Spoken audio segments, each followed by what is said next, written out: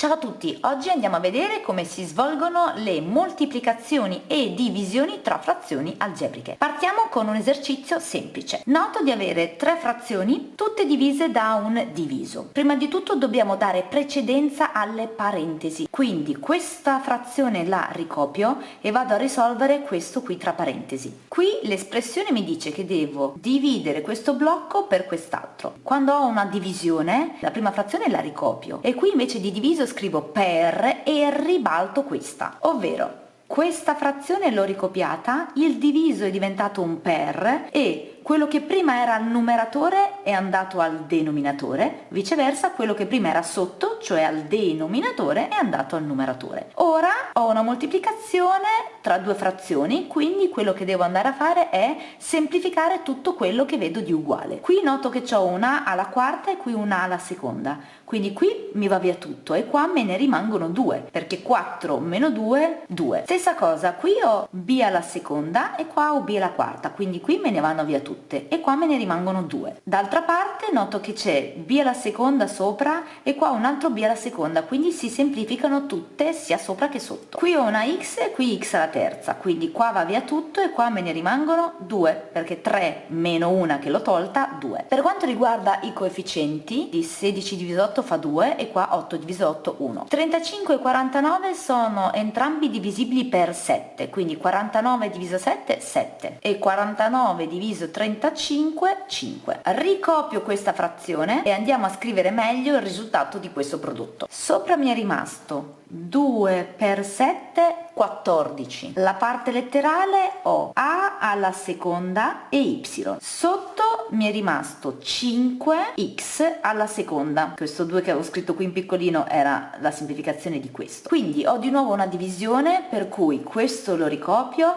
e qui scrivo per e ribalto, ovvero per quello che prima era al numeratore ora è al denominatore e quello che prima era sotto ora è sopra. A questo punto andiamo a semplificare, quindi 5 e 15 dividendoli tutti e due per 5, qui mi rimane 1 e qui mi rimane 3. 4 e 14 dividendo per 2, qui mi rimane 2 e qui 7. A alla terza e alla seconda, qui va via tutta e qua me ne rimane una sola. X alla seconda e X, qui va via tutta e qui me ne rimane una sola. Non si può semplificare più nient'altro e ho al numeratore 2 A, B alla seconda. Al denominatore ho 3 per 7 21, Y per Y alla seconda. E questo è il risultato. Andiamo come sempre a complicare un po' più le cose. Facciamo questo esercizio. Ok, questa volta ho il prodotto di tre frazioni algebriche e noto che non sono scomposte. Quindi, mentre prima avevo dei singoli monomi e quindi sono andata direttamente a semplificare,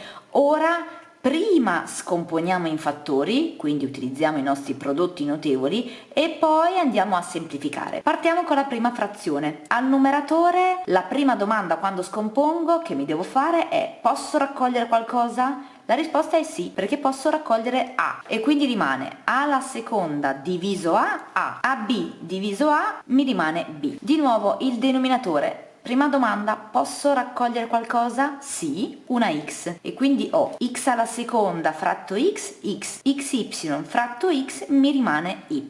Continuiamo con la seconda frazione. Prima domanda, al numeratore, posso raccogliere qualcosa? La risposta è no, perché tra x e y non posso raccogliere niente. Seconda e ultima domanda, quando scompongo, che mi faccio è: quanti termini ho? 2. Con due termini può essere una somma per differenza e in effetti ho due quadrati che vi scrivo qui in rosso. X alla seconda è il quadrato di x e y alla seconda è il quadrato di y. La regola per la somma e differenza mi dice che devo scomporlo scrivendo una volta col più e una volta col meno, ovvero x meno y, x più y.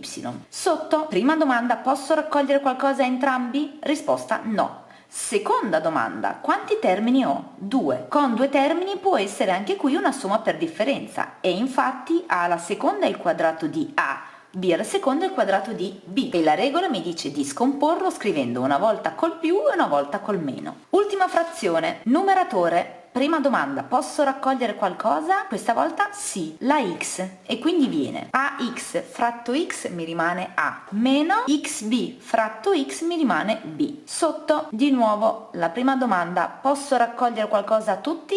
Sì, 5. E quindi mi rimane x, 5y fratto 5 mi rimane y. Controlliamo un attimo le nostre frazioni, noto che non si possono ulteriormente scomporre, quindi passiamo subito alla cosa più divertente, cioè semplificare. Mandiamo via tutto quello che troviamo di uguale. Quindi qui vedo a più b e a più b, qui vedo x meno y che va via con x meno y, poi x più y che va via con x più y sotto, ancora a meno b va via con a meno b, poi noto che sopra ho x e sotto ho x, quindi vanno via, e basta, non c'è nient'altro che si può semplificare.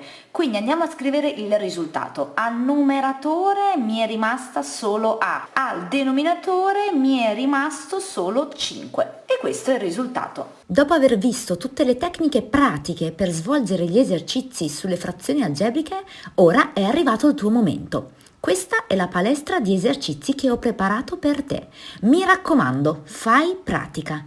Come ogni palestra, la continuità è quello che fa la differenza, quindi è molto importante allenarsi con costanza e determinazione. E anche per oggi è tutto. Spero tu abbia fatto tutti gli esercizi che ti ho passato senza sbirciare nelle soluzioni. Comunque, se c'è qualche esercizio che non ti è venuto, fammelo sapere e scrivimi in chat, così ti aiuterò. Ricordati, questi sono come degli allenamenti in palestra e quindi pian piano, con costanza e pratica, arriverai al risultato finale. Io sono Monia Tomassini e come sai il mio motto è: se non sei ancora bravo in matematica è perché ancora nessuno te lo ha insegnato. Ci vediamo alla prossima playlist.